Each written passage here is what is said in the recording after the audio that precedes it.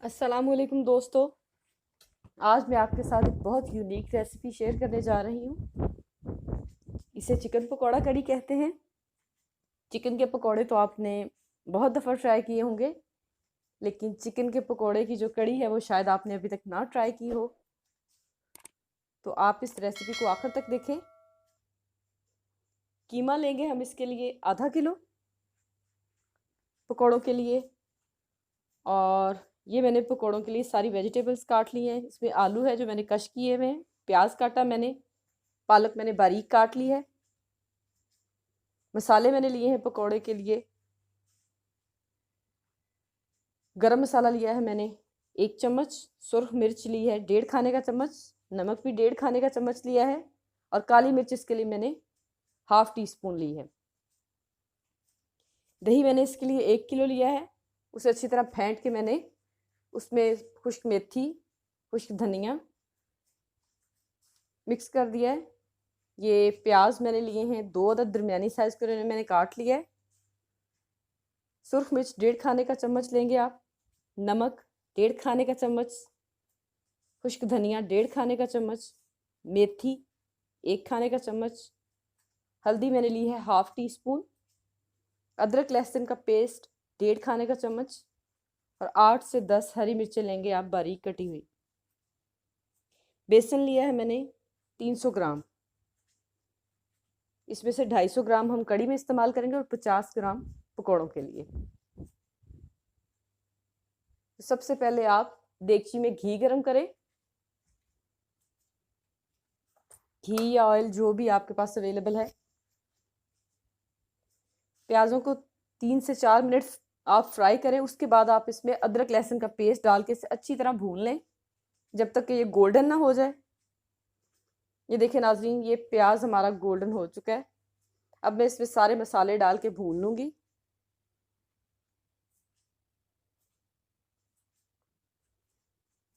मसाला हमारा भुन चुका है।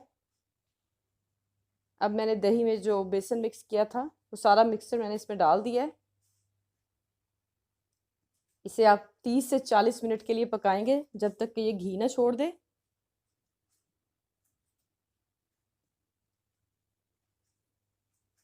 उतनी देर हम पकौड़ों का मसाला तैयार कर लेंगे।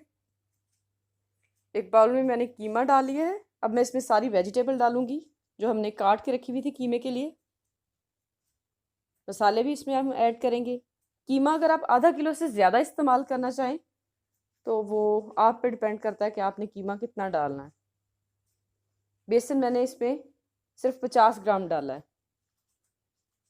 सिर्फ 50 ग्राम मैंने इसमें बेसन डाला है, और पानी डाल के मैं इसे हाथ की मदद से अच्छी तरह गूंद लूँगी ताकि मसाले इसमें अच्छी तरह मिक्स हो जाएं।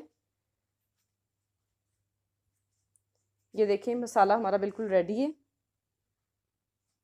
अब मैं ऑयल गरम करूँगी और मुनासिब साइज़ के एक पकोड़े बना लेंगे हम। इसके पकोड़े बहुत ज़्यादा बड़े नहीं बनाएं, छोटे साइज़ के पकोड़े बनाएं और उन्हें ऑयल में 7 से 8 मिनट फ्राई करें तो वो अच्छी तरह अंदर से भी कुक हो जाएंगे।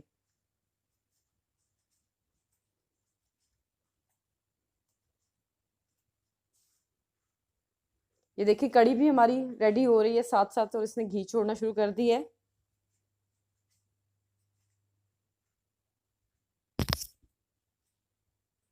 ऐसे ही आप साथ साथ पकोड़े बनाते जाएं। पकोड़े जब हल्के से गोल्डन हो जाएं, 7 से 8 मिनट फ्राई करें, और जब ये कलर थोड़ा अच्छा दे, थोड़े क्रिस्पी हो जाए, तो आप इन्हें निकाल लें।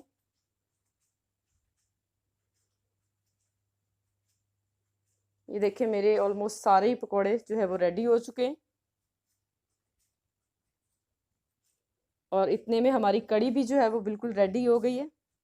इसने काफ़ी घी छोड़ दिया है। आप इसे ढक के पकाएं 30 से 40 मिनट के लिए, तो ये बहुत अच्छी तैयार होती है। अब मैं इसमें पकौड़े मिक्स करूँगी।